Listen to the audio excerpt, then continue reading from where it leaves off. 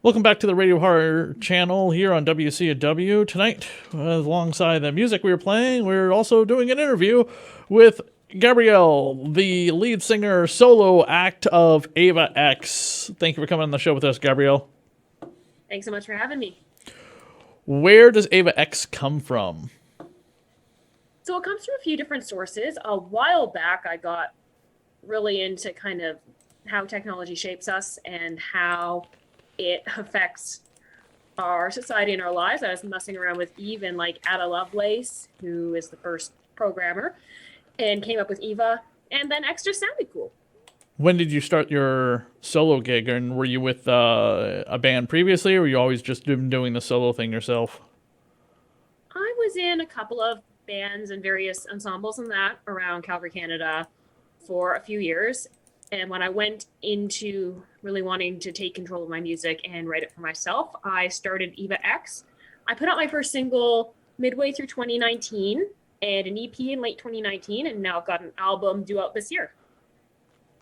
Fantastic. How many songs are on the original EP? The original EP was 3 songs and 2 remixes, so kind of 5 in total. I've put out a few singles since then. The last two, Machine and Whipping Girl, are also going to be on the upcoming album.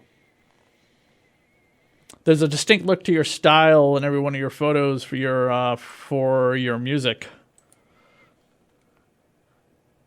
Yeah, that's just, I guess that's just me. Like, It's like I do. very S&M, bondage fetish, gothic, satanic, fishnet anime-ish. Yeah, honestly, it was basically like, what do I think looks cool? And, you watch The Matrix at an early age and it just warps you a little. So, Fishnets and G-strings. That's what works for gothic metal bands. Solo acts. well, generally fewer G strings.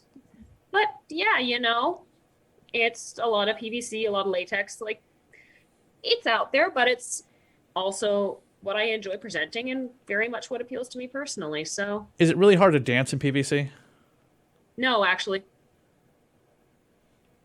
You got cut off. No, it actually isn't. It seems like it would be a lot of stress for me. Yeah, maybe. I've definitely done a lot of dance. I had done burlesque in that for a bit, so it wasn't that big of a jump. How long did you do burlesque for? Only a couple of years. In I like wasn't a the greatest at it. what was that? I wasn't the greatest at it. I always really preferred the music aspect to it. I enjoy being a technician and producer, and music kind of gave me that fix as well. As long as you never fell flat on your face on stage while you were burlesque dancing, that's all that matters. That didn't happen. That's good. When you were did that, and that was before you started your music career? Yeah, that was before and kind of in the very early days of EvaX.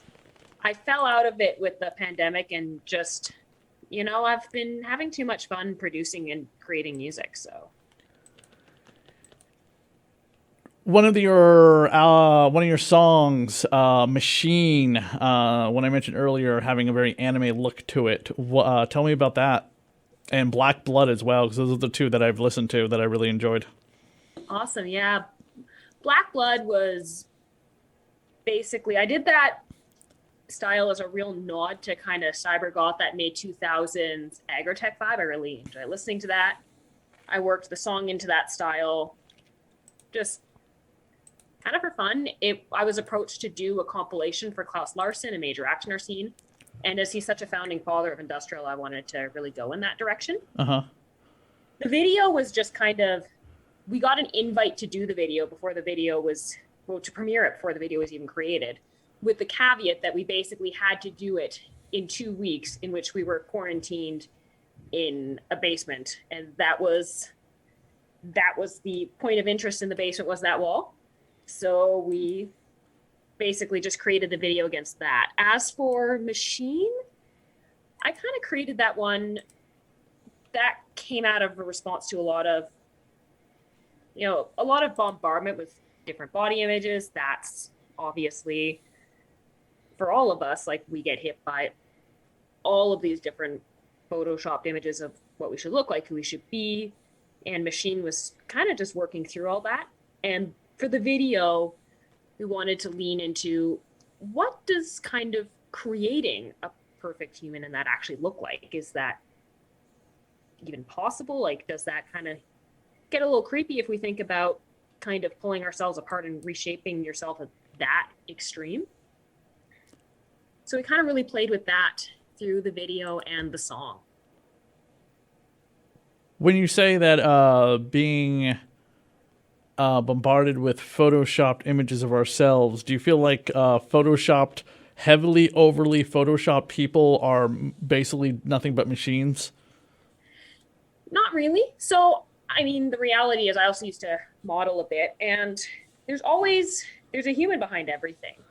The idea came out more of cyborgs. It's like when we're kind of reshaping ourselves, how much of our body is really real. And I mean, I'm guilty of this too. I certainly have had my fair share of fillers and probably some Photoshop stuff of me kicking around out there. But the Machine was kind of the idea of man meeting machine. Like I said, I'm really fascinated by technology and kind of what of us is still real if you've sculpted and dieted and surgeried and photoshopped yourself into kind of looking and appearing a certain way. So yes, no, maybe.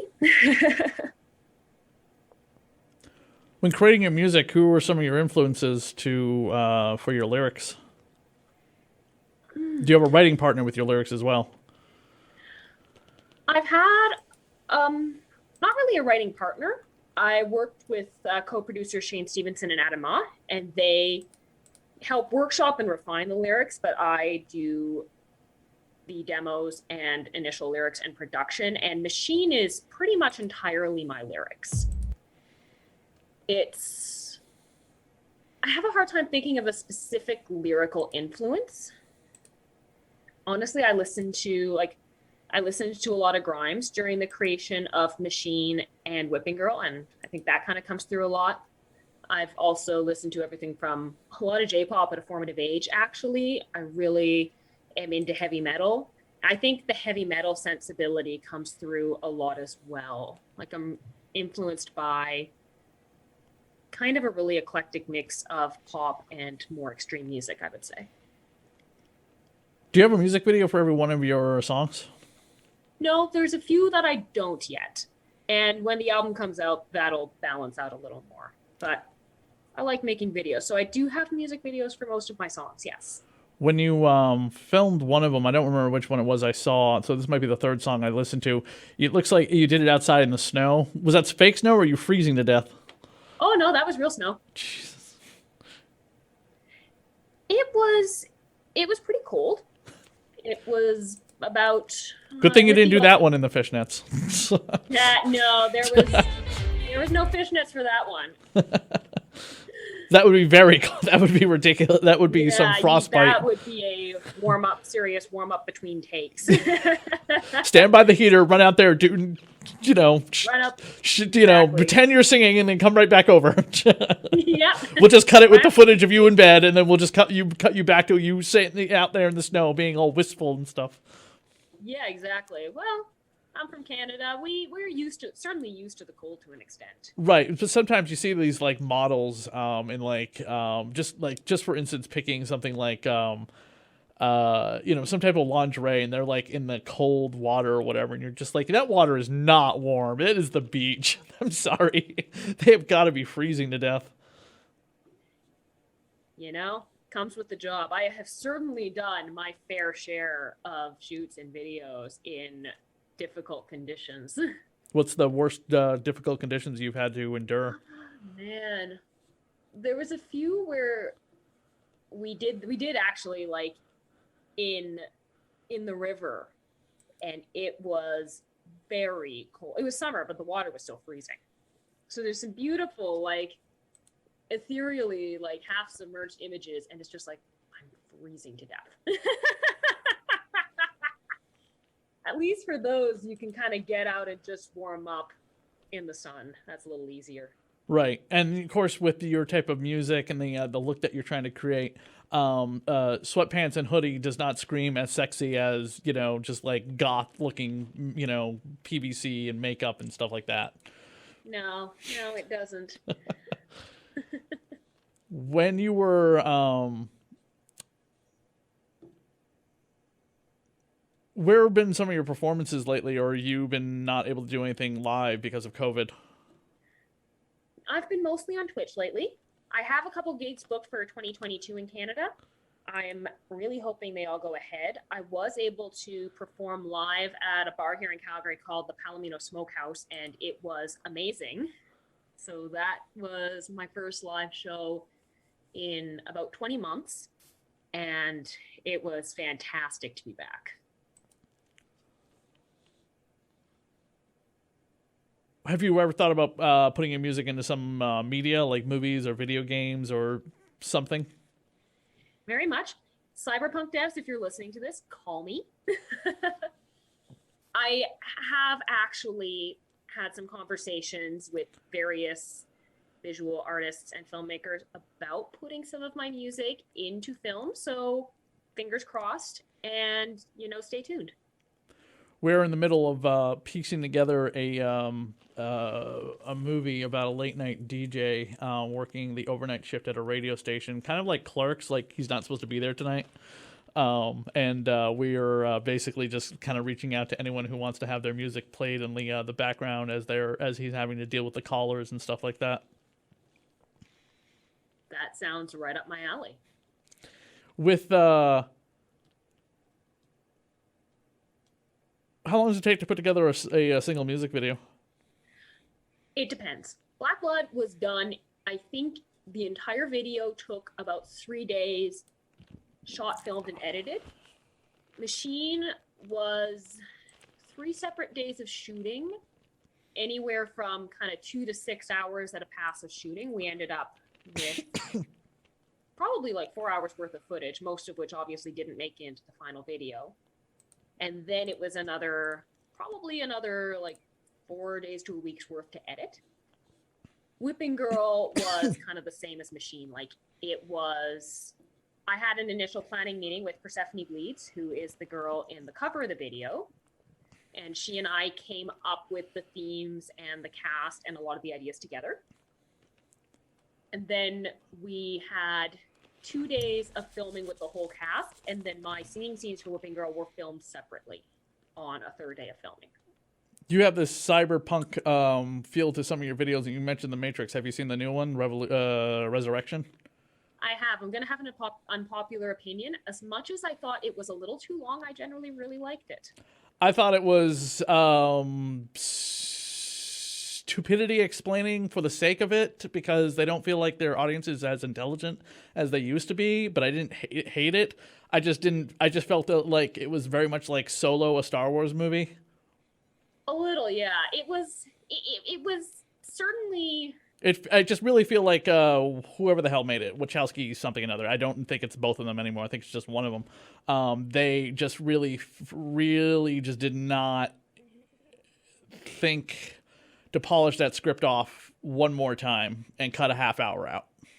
Yeah, I actually had a similar opinion to you after I finished watching it, which is, on the whole, I quite liked it, but it definitely could have done with probably, like you said, a polish and another half hour of cuts. But honestly, I really enjoyed it, so there's that. And the worst casting ever, Neil Patrick Harris as any kind of villain ever, is the dumbest idea ever. I'm sorry, but unless you're going to play the creepy stalker in the Gone Girl movie, which is okay and fitting, the guy behind the mastermind behind the thing that has taken over all life on Earth, the Matrix, is no. Especially considering he got really goofy in a lot of parts. Yeah, and The Matrix is not a goofy movie. The Matrix is a depressing, sad, downer film series. It is not filled with like, oh, let's put some jokes in here. Yeah, I'm torn. Like, on the one hand, I kind of enjoy the idea of having the guy you least sort of didn't really see coming be the architect behind it all, but was a little over the top? Maybe. And But I say I did not overall did not mind Neil Patrick Harris in that at all. whoever that guy was that replaced Hugo Weaving as the new Agent Smith, you were not Agent Smith. That was a tough one, yeah. Everyone else was totally fine. I'm fine with, like, time has passed and there's a new Morpheus or whatever they do with Morpheus. I don't want to give it away. But, you Yeah. know what I mean? Just everything. And the Matrix will keep somebody young and fresh and pretty and Captain America like, which is fine. I totally He was believe kind of that. Captain It's America. nanites, it's science fiction, it's goopy, spooge all over your body that you're living in. They were very careful with the nudity in this movie compared to the last several films, I think. Yeah, Um, they toned down a lot of that. yeah. Also, they feel like they toned down the violence a lot too. Like people got They shot, did, but there was yeah. not like the way they got shot before. No, it was different, very different fight choreography. I wonder how much of that comes from the fact that it's been about 20 years since Revolutions, and Keanu Reeves and Carrie-Anne Moss probably are not up for quite as much kung fu as they used to be. Correct. She's in her 50s and he's in his 50s, so that might be definitely a thing behind it all. I suspect that's kind of influenced the decisions there.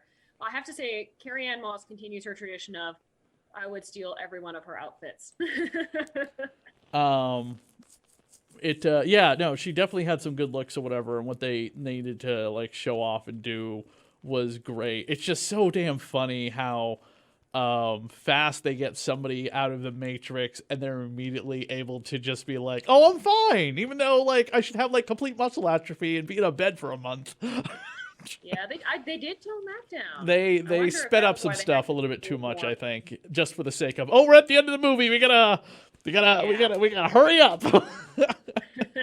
Yeah, that's a good point. I didn't catch that in the first watch, but yeah, they did get rid of the whole muscle atrophy idea. Yeah, I mean, maybe not like a month or so, a couple weeks or whatever in bed and therapy and acupuncture like they did with, Neo last time. It's just somebody else just felt like, wow, that they got disconnected and reconnected like already. Oh, jack him out of the Matrix and jack him into our homemade Wi-Fi system. The construct returns. uh, The construct now does acupuncture. Right. Also, they didn't really play with like gender politics as much as I thought they were going to. A lot of people made that complaint that they were going to be doing that they did that, and I'm like, I didn't see people popping out of the Matrix being like, "Oh, what do you mean? I'm supposed to be a guy? What?" Things like that at all. There was just It was the very be who much you were supposed like to be. the original Matrix in that sense, where if you were looking for it, you definitely noticed people's appearances and yeah, their gender presentation fairly dramatically shifting from the Matrix to reality, and it was done similarly in that regard. I do think they made it quite clear that they considered like sexism and a lot of homophobia, transphobia to be part of the Matrix, and I think it drove that point home fairly firmly, having Neo's Matrix handler be the one person who was really kind of creepy about Trinity in that. So I thought they did and they didn't. It was very much in keeping, I think, with how the original Matrix handled the gender politics of the original, which I thought made sense. Although I think if you were expecting like full Sense8, it wasn't coming. I think some people were expecting that, and it to be like a big like, oh, because the brothers are now the sisters, this is going to be like their focus of the whole movie, and I'm like, no, because I think that's going to alienate people who don't want to go to a Matrix movie to get like it rubbed in their face every 5 minutes about gender politics. They wanted to go to see a cyber noir gothic thriller like we did last time, but just do better than the last two times that you did it. And I feel like it is better than the second and third one. And I'm glad they're not going to Yeah. they don't need to do another one after this. They've already said they're not doing another one. Unless obviously Warner Brothers decides to back up the money train. But this movie has been destroyed by Spider-Man. I don't see them doing another one. Yeah, I think it actually works better than Revolutions for me as a note to leave the series on. I Yes. do have a soft spot Happy. for Reloaded. Yeah, Reloaded's not as bad as Revolution. I just think Revolution is just a big pile of crap. Revolutions was rough, yeah. Yeah, so, Reloaded and this is did a happier give us- ending, so. Yeah, Reloaded did give us the music of Juno Reactor, though, which is actually how I got into consuming and then writing electronic industrial music, is because of Juno Reactor. What's that band? I'm not too familiar with it. So if you remember the very epic electronic score in the freeway chase, the motorcycle chase, Yeah, that's the second one, right? yep, that's in Reloaded. The song for that is a song called Mona Lisa Overdrive by Juno Reactor. And I actually got into electronic and industrial music because Juno Reactor was doing a DJ set in Calgary, and I said, what the hell? It's $25. That sounds like fun. Went, and it was them in a band called Ivardensphere opening who did a full modular set, and it was very cool. And I went home like, I need to do more of this. And then I started going to festivals, buying synths, and it was all downhill from there. What instruments do you play, by the way? Oh, so I play piano and I play some guitar. I'm not like an amazing shreddy guitar player, but I'm a capable guitar player. I've played guitar on some EvaX songs and a few of the remixes. I can muddle on bass, and then synths and keys, I do a bit of that as well.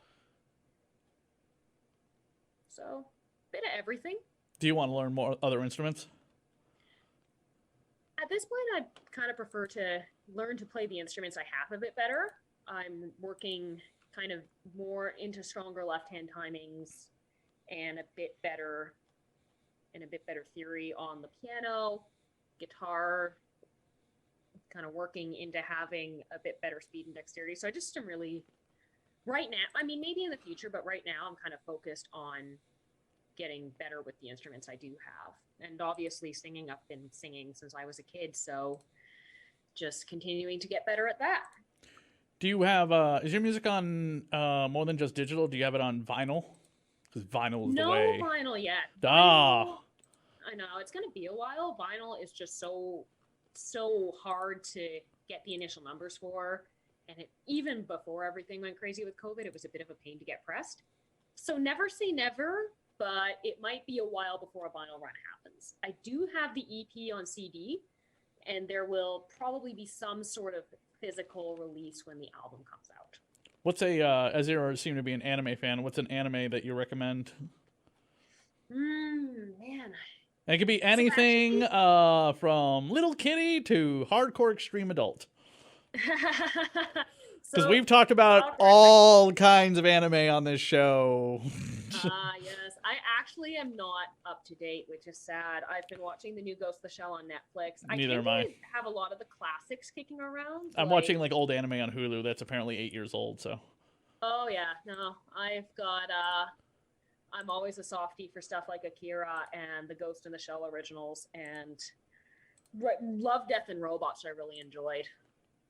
So yeah, I have terrible taste in anime. It should not be your recommendation choice. I'm still watching Evangelion, so. Yes, interesting. I know, and I enjoy Gundam Seed, which is like the worst Gundam. So I am terrible. I am a terrible anime recommender. I'm sorry. I thought maybe you would have some cyberpunk noir anime that you would absolutely love to recommend that no one's seen before. No, but I'm open to hearing it. I'm actually just terrible at watching TV. If I'm doing something that's not music related, it's generally video games. Gotcha. Where can people go to find you on social media? So you can find me on Facebook at EvaX, Instagram, eva_x.exe, Twitter, eva_exe, because they made me get rid of my .x. And yeah, I'm on TikTok as well. Generally plug EvaX into your social media search engine and I will turn up. Cool. Awesome. Well, thank you, EvaX, for coming on the, Gabrielle, for coming on the show with us. Really appreciate it. Thanks so much for having me.